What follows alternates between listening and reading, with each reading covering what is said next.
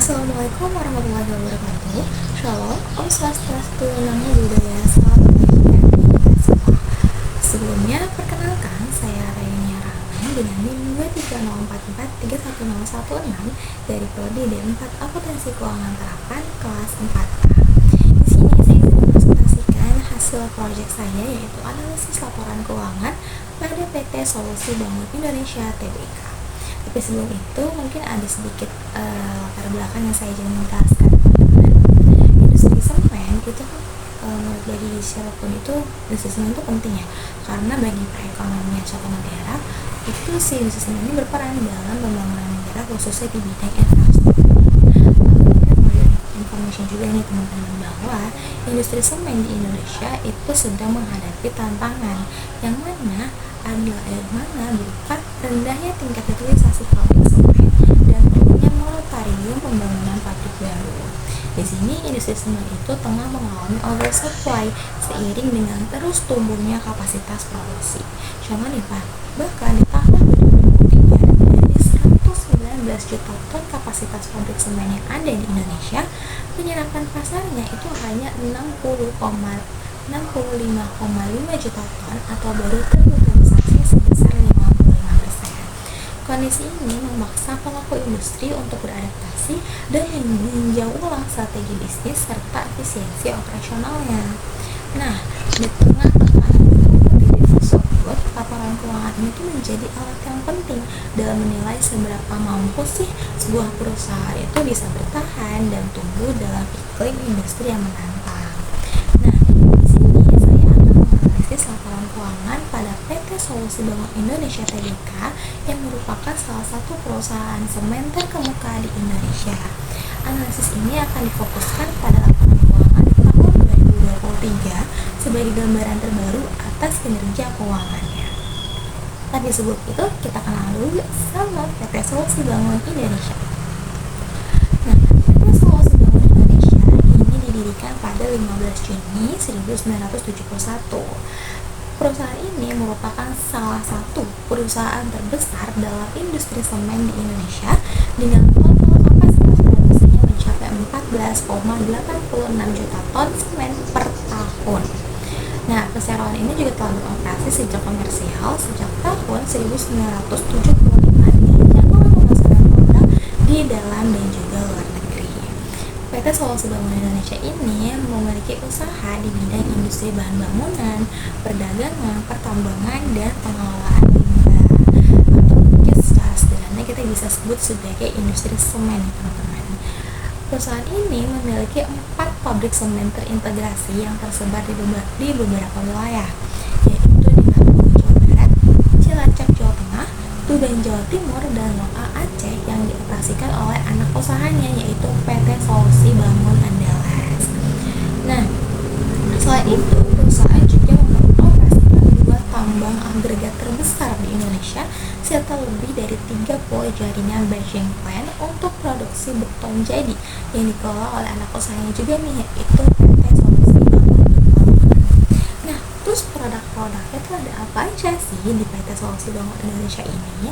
Dia punya berbagai macam produk. Ada produk semen kantong, produk semen curah, produk semen, jasa pengolahan limbah, dan juga jasa pengolahan limbah. Nah, kalau misalnya teman-teman tahu nih, ada semen yang mereknya itu Dynamix, terus ada semen Andalas, dan itu salah satu produk dari PT Solusi Bangun Indonesia kayak gitu.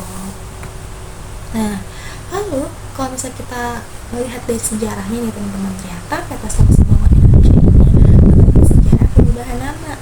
Nih, ketika didirikan di 15 Juni 1971, awalnya itu namanya PT Semen Cibinong. Lalu di tahun 1977 perusahaan ini mencatatkan sahamnya di Bursa Efek sehingga namanya itu berubah menjadi PT Semen Cibinong Tbk. Lalu di tahun 2006 ini perusahaan berubah lagi namanya menjadi PT Holcim Indonesia Tbk karena pada saat itu Holcim menjadi pemegang saham mayoritasnya. Lalu di tahun 2019 ini perusahaan mengubah namanya lagi nih dari PT Holcim Indonesia Tbk menjadi PT Solusi Bangun Indonesia Tbk.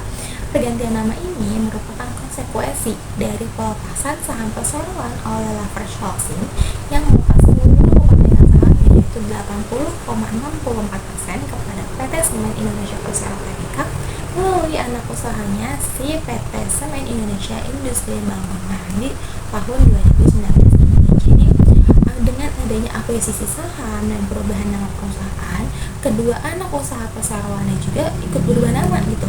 Dengan awalnya PT Holcim Beton menjadi PT Solusi Bangun Beton, yang awalnya bernama PT Lafarge Semen Indonesia menjadi PT Solusi Bangun Andalas. Jadi nama ini tuh berubah karena si pemegang saham mayoritasnya juga berubah gitu. Next kita ke CSR, ke Corporate Social Responsibility yang dilakukan oleh PT Solusi Bangun Indonesia Tbk. Perusahaan di sini juga mendukung nih untuk pencapaian SDGs yang berisi 17 tujuan. Di sini perusahaan telah mengidentifikasi 15 SDGs sebagai prioritas capaian dan menggunakannya dalam penetapan peta jalan CSR di tahun 2021 sampai 2025. Jadi perusahaan itu kayak panduan, udah punya peta jalannya sendiri gitu CSR itu dari tahun 21 ke tahun 25 itu ngapain aja kayak gitu. Nah, di sini aku pilih menjadi 4 ada sosial, yang mana di sosial di sini perusahaan itu fokus pada kesehatan dan pendidikan. Di sini dia ada banyak kegiatannya, cuma aku mungkin sebutin beberapa aja gitu ya. Di bagian kesehatan dan sosialnya, di sini perusahaan itu ada program penguatan kesehatan masyarakat, jadi dengan melalui pengobatan yang gratis. Lalu kalau misalnya di bidang pendidikan itu perusahaan mempunyai program beasiswa prestasi namanya Genius Lokal yang diterapkan di Narogong, dan juga ada program beasiswa tahfiz di Aceh. Nah, terus kalau misalnya dalam bidang ekonomi nih, perusahaan itu melakukan kegiatan pemberdayaan ekonomi berbasiskan kelompok PKK, yaitu perempuan, kepala keluarga, lalu ada kelompok disabilitas, peternak, UMKM, petani, dan juga nelayan. Lalu di sini juga ada pemberdayaan ekonomi berbasiskan desa, yaitu program pengembangan dan pendampingan BUMDes dan BUMD Gampong yang ada di Aceh.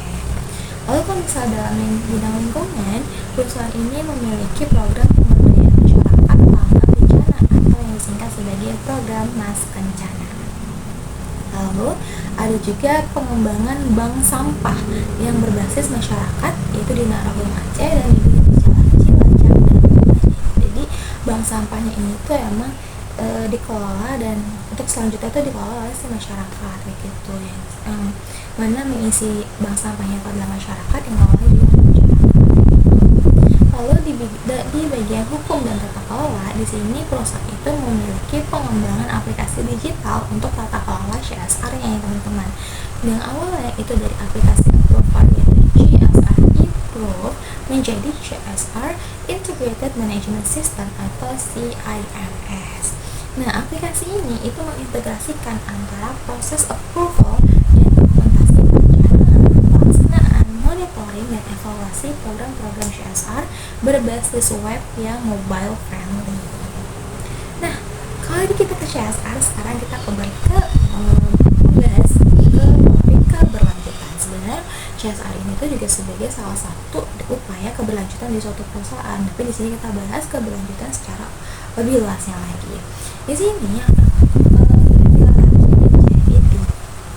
menjadi 4 topik keberlanjutan yang dilakukan oleh PT Solusi Bangun Indonesia Tbk. Yang pertama itu ada solusi berkelanjutan, yang mana dari solusi berkelanjutan ini perusahaan itu berupaya untuk mencapai SDGs poin 9, 12, dan 13. Dimulai dari praktik pengadaannya. Di tahun 2023 itu persentase pemasok atau supply lokal dari perusahaan ini tuh mencapai 95,1%, yang menunjukkan bahwa perusahaan itu mendukung pada ekonomi lokal. Contoh kayak pemanfaatan biomasa seperti sekam padi, terus prioritas perekrutan karyawan lokal, ataupun penggunaan bahan baku lokal seperti pasir besi, silika, copper slag, dan juga sebagainya. Itu sebagai pengganti bahan yang diimpor gitu. Lalu ada juga inovasi produk semen yang ramah lingkungan. Di sini perusahaan itu telah mencatat bahwa persentase pendapatan dari solusi berkelanjutan ini telah berkontribusi sebesar 4,5% 52,21% terhadap total pendapatan perusahaan. Jadi perusahaan tuh punya inovasi produk yang emang produknya itu ramah lingkungan yang namanya. Lalu yang ketiga itu meningkatkan kepuasan pelanggan dengan adanya layanan panel surya Sobat Bangun dan juga Minimix 2.0.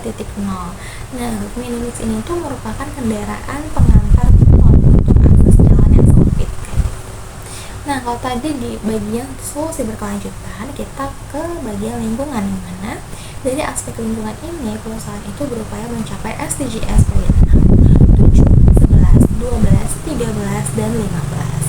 Di sini perusahaan itu melakukan pendekatan ekonomi sirkular menuju dekarbonisasi, yang mana ekonomi sirkular ini merupakan sebuah pendekatan strategis yang mengoptimalkan penggunaan peralatan, sumber daya, dan inovasi produk agar tetap berada dalam siklus ekonomi selama mungkin, mengurangi pemborosan, dan mendukung kelanjutan siklus hidup produk. Nah, di tahun 2023, PT Solusi Bangun Indonesia Tbk itu telah berhasil memanfaatkan 1.660.935 ton limbah. Hal ini menandakan bahwa perusahaan sudah melebihi target di tahun 2025 yang mana itu minimal 1 juta ton dan bahkan sudah melebihi target di tahun 2030 sebesar 1,4 juta.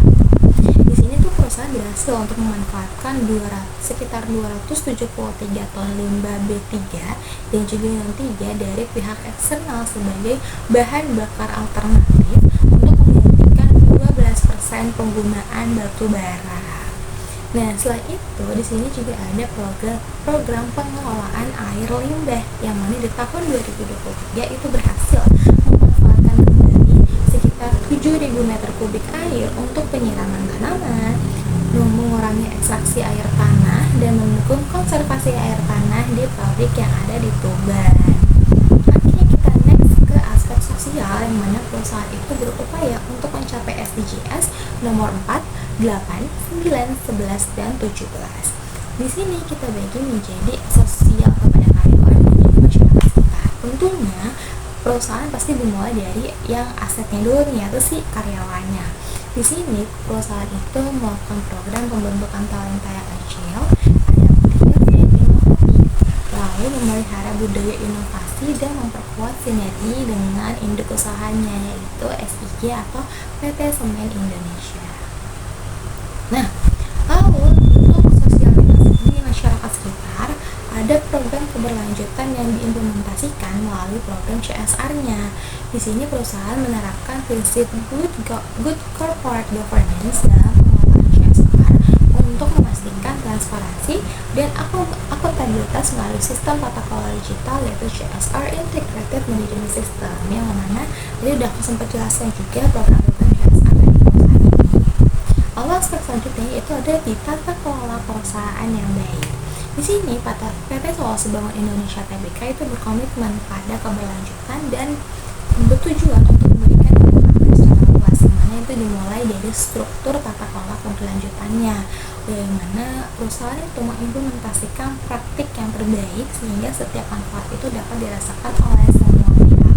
Nah, tata kelola yang baik ini juga diterapkan melalui kode etik perusahaan SBI yang terdiri dari etika dan integritas perusahaan, kebijakan anti penyuapan, kepatuhan, pengelolaan keuangan, dan sebagainya.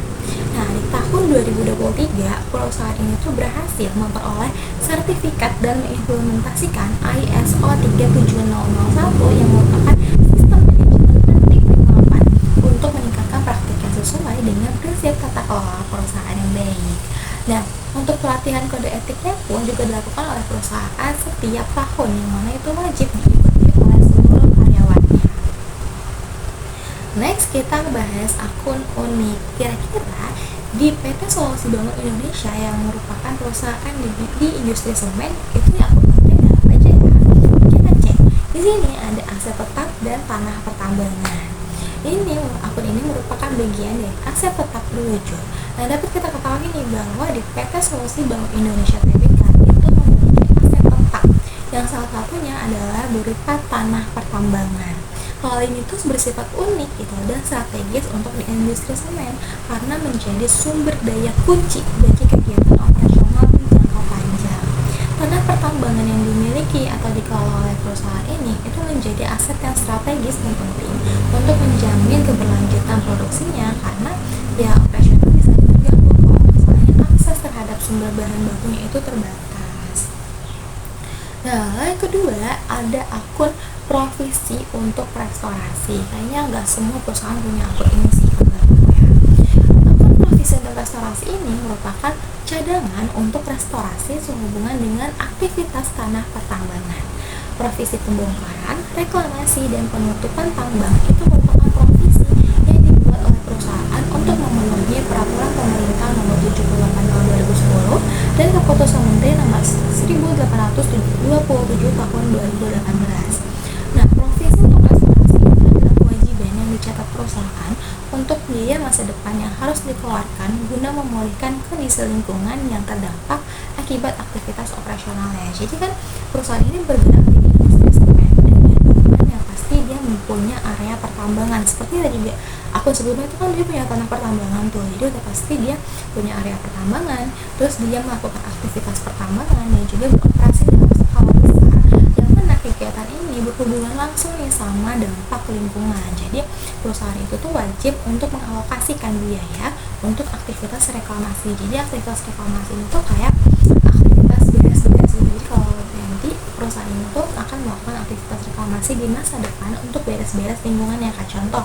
untuk menutup lubang tambangnya, menanam kembali pepohonan, atau mengembalikan tanah eksplorasi semula dan sebagainya kayak gitu. Jadi emang perusahaan itu tuh udah mencadangkan biayanya nih melalui akun provisi untuk restorasi. Nah, kita udah kenalan sama Solusi Indonesia. Next kita mulai nih analisis laporan keuangannya yang ada di tahun 2023. Kita mulai dari analisis horizontal di laporan posisi keuangan. Di sini aku akan bahas beberapa akun. Kita mulai dari akun yang sangat-sangat krusial dan sangat liquid, yaitu akun kas dan setara kas. Peningkatan kas dan setara kas itu ada di angka sebesar 15,33%, menunjukkan bahwa perusahaan itu berada dalam posisi likuiditas yang lebih baik dibandingkan tahun sebelumnya. Hal ini berarti perusahaan itu memiliki lebih banyak dana atau uang tunai yang tersedia untuk mendanai operasional harian atau membayar utang. Nah, dalam hal industri semen yang padat modal, penguatan posisi kas ini merupakan pertanda yang positif karena akan berdampak pada arus kas dia yang meningkat gitu.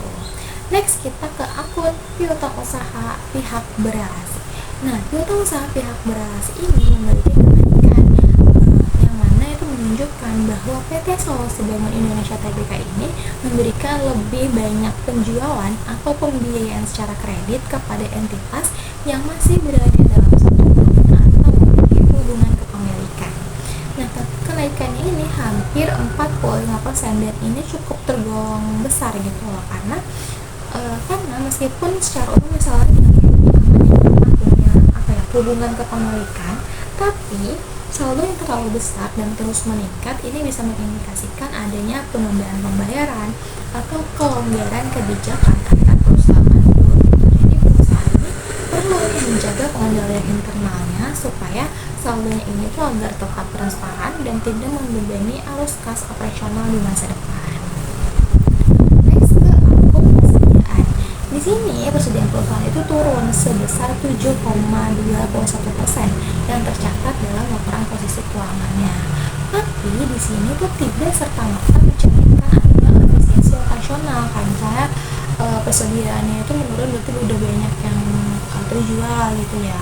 Tapi di sini kita juga tahu nih bahwa nanti setelah ini tuh ada rasio perputaran persediaan yang harus aku hitung, yang mana rasio perputarannya pun juga menurun nih dibandingkan tahun 2022. Hal ini tuh mengindikasikan bahwa volume persediaan yang lebih kecil itu membutuhkan waktu yang lebih lama untuk dijual atau digunakan.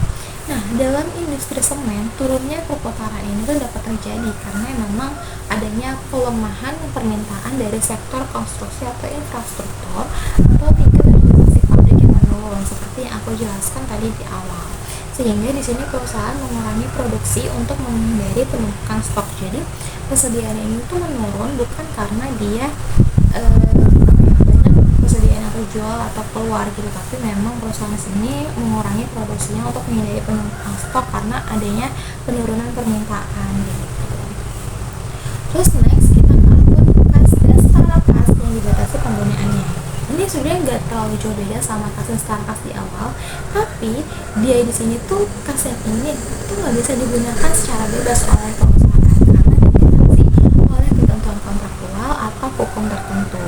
Di sini perusahaan itu sebagai perusahaan di industri semen yang mengelola tambang menempatkan dana dalam rekening tertentu sebagai bentuk cadangan biaya reklamasi tambang, biaya pemulihan lingkungan atau jaminan proyek pelaksanaan proyek. Jadi kenaikan nilai ini tuh menjadi cerminan kepatuhan terhadap regulasi lingkungan dan kewajiban proyek. Jadi memang perusahaan itu mencanangkan atau membuat akun kas dan startup kas yang dibatasi penggunaannya untuk untuk hal-hal yang tidak terduga gitu, dan juga untuk biaya reklamasi di masa depan gitu. Oke, kita lanjut ke utang lain-lain pihak berelasi. Di sini kenaikan pada akun ini tuh cukup signifikan ya teman-teman. Hal itu disebabkan karena adanya pembentukan kewajiban baru terhadap entitas yang memiliki hubungan istimewa atau Nah, di tahun 2023, perusahaan itu menambah kewajiban barunya kepada PT Asuransi Jiwa InHealth Indonesia, PT Timah Investasi Mineral, dan PT Pertamina Power Energy. Jadi memang untuk pihak berelasi ini si PT Solusi Bangun Indonesia ini menambah transaksi baru gitu kepada pihak berelasi. Seperti itu, makanya dia ada kenaikan yang cukup signifikan. Nah, untuk laporan posisi keuangan analisis horizontal sudah, kita lanjut ke analisis horizontal pada laporan laba rugi. Di sini di pendapatan, untuk pendapatan perusahaan itu mengalami peningkatan sebesar 0,89%.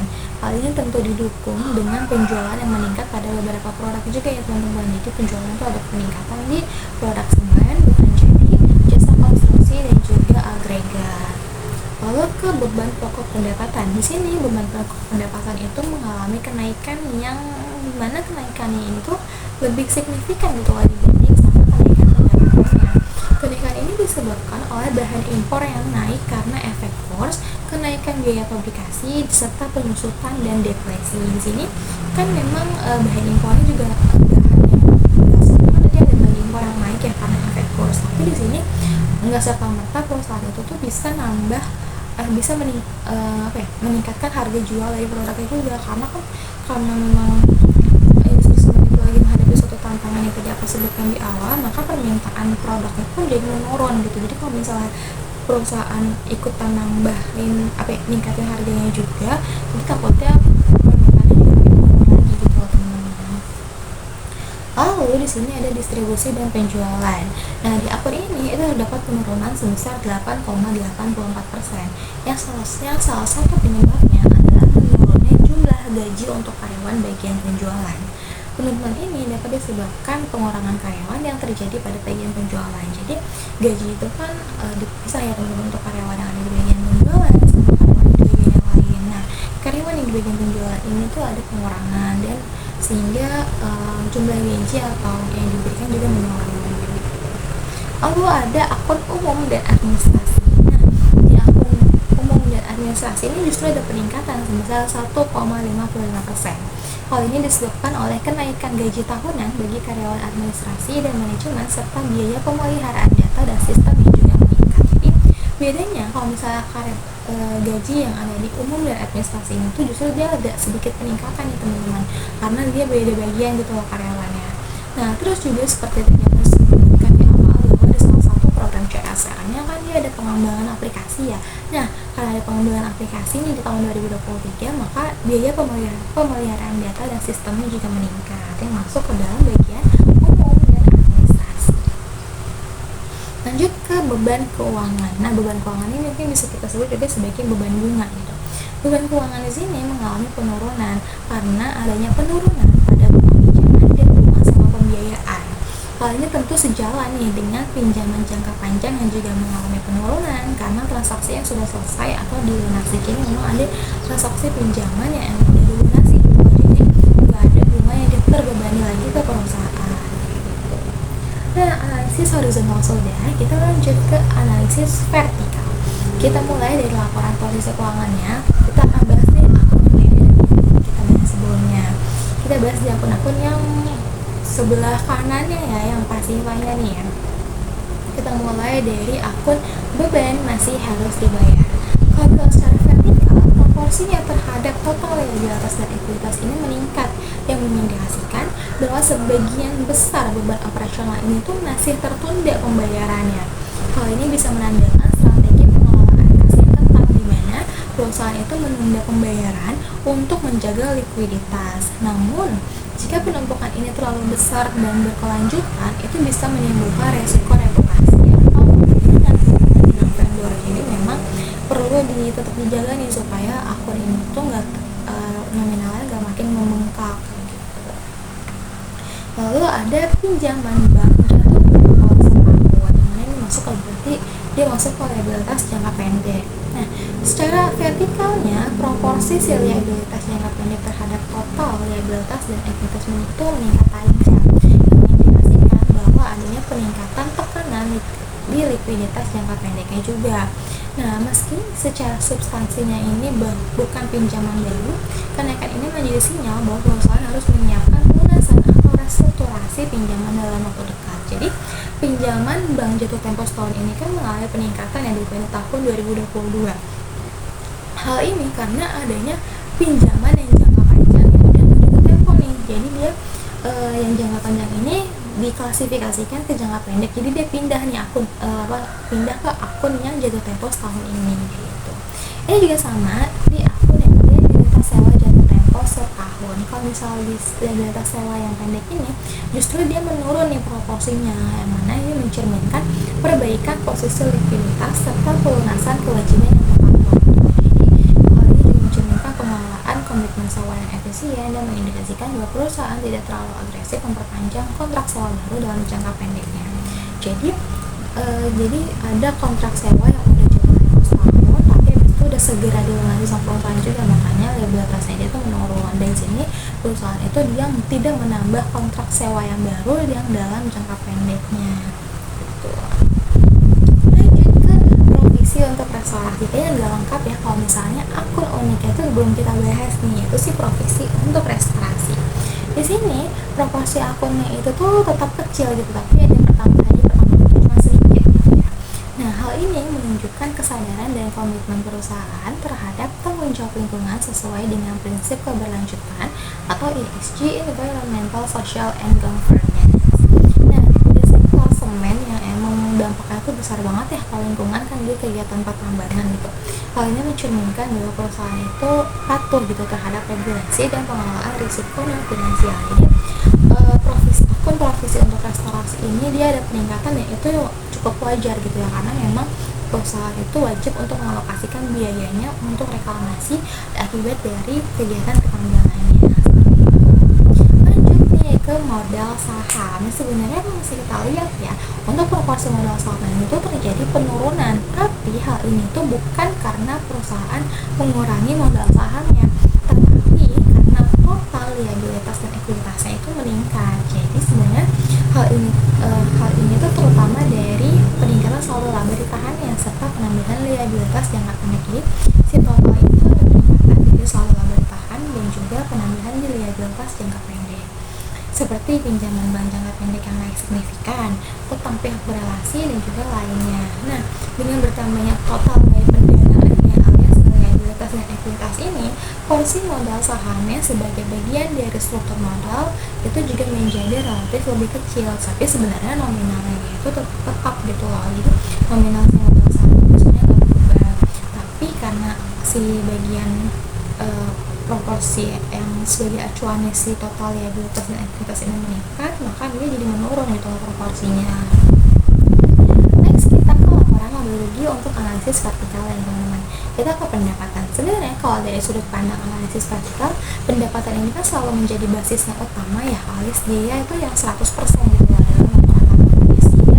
Setiap perubahan yang ada di akun lain itu akan dikaitkan langsung nih dengan proporsi terhadap angka yang ada di pendapatan ini. Jadi meskipun pendapatan ini naik secara nominal, porsi beban atau laba terhadap pendapatan juga harus dilihat nih secara proporsional. Jadi nggak cuma dilihat dari pendapatan aja, tapi dari kenaikan yang ada di bebannya juga gitu. Nah, kenaikan pendapatan ini tuh masih cenderung tipis, tapi cukup penting juga karena menandakan bahwa ruang ekspansinya itu masih terbatas gitu loh. Jadi belum yang naik gede banget juga pendapatannya, sehingga efisiensi di sisi biaya juga masih menjadi penentu utama kinerja laba perusahaan secara keseluruhan. Nah, kita next nih ke bebannya, yaitu beban pokok pendapatan. Di sini beban pokok pendapatan secara vertikal itu proporsinya mengalami sedikit peningkatan. Hal ini berarti perusahaan itu harus mengeluarkan lebih banyak biaya untuk setiap satuan pendapatan yang dihasilkan. Nah, peningkatan ini itu berdampak langsung pada laba kotor yang juga menjadi lebih tipis secara proporsionalnya, sekalipun secara nominalnya bisa tetap stabil atau naik. Nah, hal ini menunjukkan bahwa daya dorong laba dari sisi efisiensi produksi atau pengendalian biaya menjadi semakin krusial atau semakin penting juga untuk diperhatikan oleh perusahaan. Jadi, si beban pokok pendapatan ini tuh ada sedikit peningkatan yang itu nggak lebih gede lah peningkatannya dibandingkan peningkatan si pendapatan. Lalu kita ke akun umum dan administrasi. Kalau misalnya secara vertikal, proporsinya ini tuh menunjukkan adanya sedikit kenaikan yang mencerminkan bahwa beban operasionalnya itu tetap tumbuh meskipun pendapatan ini relatif stagnan ya. Jadi kan pendapatannya juga ada peningkatan, tapi peningkatannya itu masih tetap cenderung tipis kayak gitu. Nah, hal ini menunjukkan adanya biaya tetap yang meningkat yang akan menjadi tekanan apabila pendapatan tidak tumbuh lebih signifikan di masa depan. Jadi kalau misalnya pendapatannya sedikit aja, dia nggak ada peningkatan yang cukup signifikan, maka ini akan menjadi suatu hal yang penting gitu loh untuk dipertimbangkan kembali. Namun jika kenaikan ini disebabkan oleh investasi teknologi atau penguatan manajemen, maka biaya ini bisa berdampak positif dalam jangka panjang melalui peningkatan efisiensi dan kapasitas perusahaan. Next ke akun beban keuangan. Nah, kalau misalnya secara vertikal, beban keuangan terhadap pendapatan ini tuh justru menurun karena ini berarti laba sebelum pajak atau akan meningkat secara proporsional. Itu kalau misalnya beban keuangan baru, maka kan perhitungan selanjutnya itu si laba sebelum pajak ini akan meningkat gitu. Jadi ini mencerminkan adanya perbaikan struktur pendanaan di mana perusahaan mulai menurunkan ketergantungan terhadap utang yang berlebihan, memperbaiki arus kas dan meningkatkan laba bersih yang dapat didistribusikan. Nah, kita ke akun yang terakhir yaitu beban pajak penghasilan. Secara vertikal, proporsi beban pajak penghasilan ini meningkat, tapi justru ini tuh hal yang baik dan positif gitu loh, karena menandakan bahwa perusahaan telah berhasil mencetak laba operasional yang cukup baik. Jadi di sini kan perusahaan itu di tahun 2023 itu labanya itu misalnya laba yang meningkat, maka pajak yang perlu dibayar oleh perusahaan juga ikut meningkat gitu loh. Jadi di sini kenaikan pajaknya itu bukan merupakan beban yang negatif, tapi memang sinyal yang positif atau pertanda yang positif bahwa kinerja keuangan perusahaan itu membaik dan perusahaan berada dalam kondisi fiskal yang sehat. Oke, kita tadi udah analisis horizontal, analisis vertikal, sekarang kita ke analisis rasio. Di sini aku punya beberapa rasio.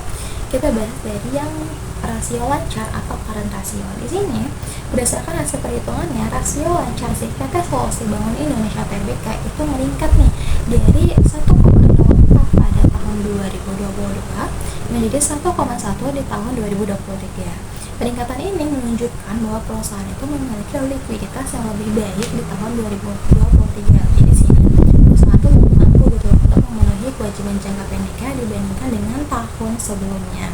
Rasionya pun dia ada di atas 1, yang mana ini menunjukkan bahwa aset lancar perusahaan itu lebih besar dibandingkan kewajiban lancarnya. Di sini bisa mengindikasikan adanya kesehatan keuangan yang baik. Nah, kenaikan ini juga didukung dengan adanya peningkatan jumlah aset lancar dan jumlah kewajiban lancar. Jadi, emang aset lancar dan kewajiban lancar ini juga sama-sama meningkat gitu ya.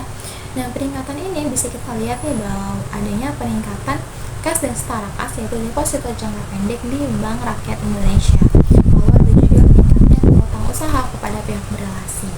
Nah, lalu kalau misalnya di bagian kewajiban lancarnya itu kita bisa lihat adanya peningkatan di bagian utang usaha dan utang lain kepada pihak berrelasi. Next kita bahas ke rasio days sell in receivable. Di sini berdasarkan perhitungan adanya peningkatan nih dari 80 hari menjadi 110 hari, yang mana menunjukkan bahwa perusahaan itu membutuhkan waktu yang lebih lama untuk mengumpulkan pelunasan piutang dari pelanggan. Jadi dalam mengumpulkan berpelunasan dari pelanggannya, penagihannya itu tuh butuh waktu yang lebih lama. Hal ini mengindikasikan bahwa perusahaan itu menghadapi tantangan yang dalam menagih pembayaran dari pelanggan. Dengan nilai yang lebih tinggi, perusahaan itu mengalami risiko likuiditas yang lebih besar karena arus kas dari penjualannya itu tuh bisa terhambat kayak gitu. Jadi di sini perusahaan itu perlu mengevaluasi kebijakan kreditnya atau proses penagihannya untuk memastikan bahwa mereka efektif dalam mengumpulkan piutangnya. Kita lanjut ke rasio debt to equity rasio yang ada di rasio solvabilitas. Di sini debt to equity rasio si perusahaan itu mengalami sedikit penurunan ya, dari 0,8 menjadi 0,78 di tahun 2023. Penurunan ini menunjukkan bahwa proporsi utang terhadap ekuitas itu sedikit berkurang. Perusahaan lebih mengandalkan pendanaan dari modal dibandingkan dari utang. Di sini kalau misalnya kita lihat di laporan keuangannya, itu total utangnya juga meningkat tipis dari 9,5 menjadi 9,7, sementara ekuitasnya itu meningkat lebih signifikan dari 11,8 menjadi 12,5. Hal ini mengindikasikan bahwa kenaikan ekuitas itu tuh lebih cepat daripada pertumbuhan utangnya. Di sini menunjukkan struktur modal yang cukup sehat, di mana perusahaan itu tuh tidak terlalu bergantung pada utang untuk membiayai operasional dan ekspansinya. Karena kalau misalnya bergantung pada utang itu kan ada bunga ya, dan itu akan menambah beban keuangan di laporan laba ruginya juga kayak gitu. Makanya di sini bisa dibilang bahwa ini cukup baik dan cukup positif gitu. Oke. Lalu kita lanjut ke rasio selanjutnya, yaitu return on equity. Kita masuk ke rasio profitabilitas. Di return on equity ini mengukur ya seberapa besar laba bersih yang dihasilkan dari ekuitas pemegang saham itu bisa menunjukkan yang tingkat pengembangan investasinya itu juga lebih baik. Nah, dari ROE atau return on equity ini itu ada lagi yang disebut sebagai analisis DuPont, yang mana dia ini membedah ROE menjadi beberapa komponen utama untuk bisa kita tahu nih faktor-faktor apa sih yang mempengaruhi profitabilitas perusahaan. Di sini analisis DuPont itu membaginya menjadi 3 pilar utama ya teman-teman.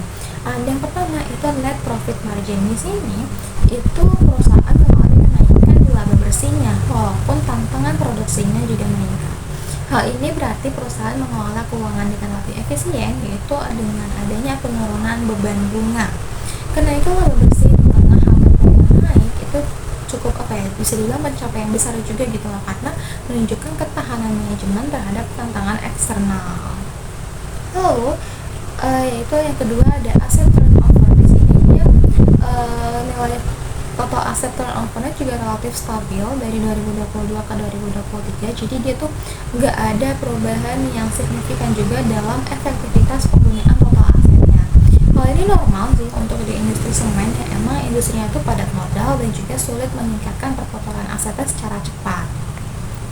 Lalu ada equity multiplier. Di sini nilai equity multiplier itu mengalami penurunan dari 2022 ke 2023. Hal ini menandakan struktur pendanaan perusahaan yang lebih besar dari ekuitas. Di sini nilai atas dari ekuitasnya mengalami kenaikan, tapi proporsi kenaikannya itu lebih besar di ekuitas dibandingkan liabilitas. Di sini juga sama nih seperti yang tadi sudah kita bahas ya di debt to equity ratio. Nah, lanjut nih di bagian rasio manfaatan asetnya, kita mau membahas si rasio working capital turnover. Di sini untuk working capital turnover, kalau misalnya kita lihat dari laporan keuangannya, itu tuh ada penurunan yang signifikan gitu di bagian working capital. Hal ini menunjukkan kelebihan kapasitas modal kerja, di mana tuh perusahaan sangat menekan aset lancar yang relatif terhadap liabilitas lancarnya. Dampak positifnya terdapat efisiensi yang tinggi, terus modal kerjanya juga dioptimalkan secara maksimal. Tapi dampak negatifnya, perusahaan ini tuh sangat rentan terhadap risiko likuiditas, yang dimana kas operasional ini tuh sangat tipis, sehingga sedikit gangguan dapat membuat perusahaan ini tuh kesulitan gitu untuk memenuhi kewajiban jangka pendeknya. Karena kalau modal kerjanya yang terlalu tipis itu bisa menjadi bom waktu lah di saat ada tekanan operasional yang mendadak. Jadi kalau misalnya capital ini kan aset lancar dikurang kewajiban lancar ya. Jadi dia tuh adalah sisa-sisa aset lancar yang udah dipakai untuk bayar kewajiban gitu. Jadi kalau misalnya si sisa-sisa ini tuh terlalu tipis, itu justru kurang baik juga gitu loh, karena ini bisa bisa mengganggu gitu kan, misalnya si perusahaan tiba-tiba ada tagihan yang mendadak yang perlu dilunasi atau apa, jadi dia nggak punya cadangan aset likuidnya yang sisa gitu. Nah, untuk untuk si analisis rasionya cukup sekian. Jadi kita sudah membahas 5, ada kas rasio lancar, ada isolasi rasio, terus kita juga bahas return on equity atau ROAS, ada working capital juga, dan kita membahas juga untuk solvabilitasnya itu di debt to equity ratio. Nah, kita lanjut nih ke kesimpulan. Jadi kalau secara lengkapnya analisis perhitungan ini bisa dibaca melalui makalah yang sudah saya buat. Oke, kesimpulannya dari hasil analisis yang sudah kita lakuin nih di PT Solusi yang udah saya lakukan di PT Solusi Bank Indonesia Tbk, dapat kita simpulkan bahwa perusahaan ini tuh menunjukkan kinerja yang relatif stabil dan terukur gitu di tengah tantangan industri semen yang kompetitif dan padat modal.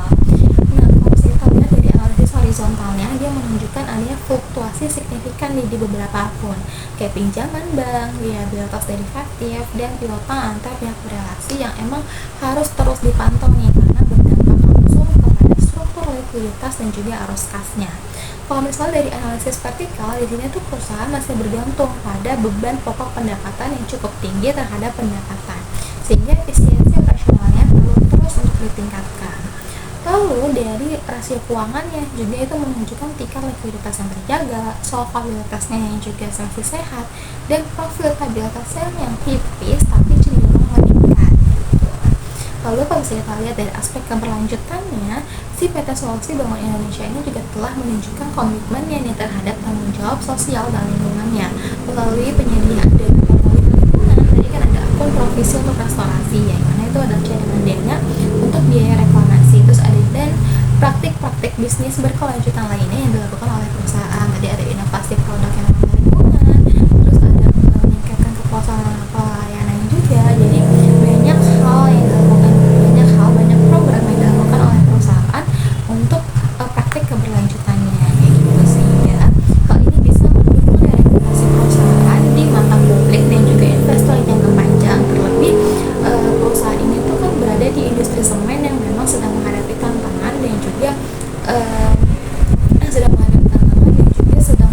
kompetitifnya nih gitu untuk bersaing secara sehat dengan perusahaan lain yang ada di industri semen juga. Oke, mungkin cukup sekian penjelasan dari ataupun saya mengenai hasil proyek yang saya lakukan. Kurang lebihnya mohon maaf apabila ada perkataan atau perbuatan yang salah, mohon dimaafkan. Wassalamualaikum warahmatullahi wabarakatuh.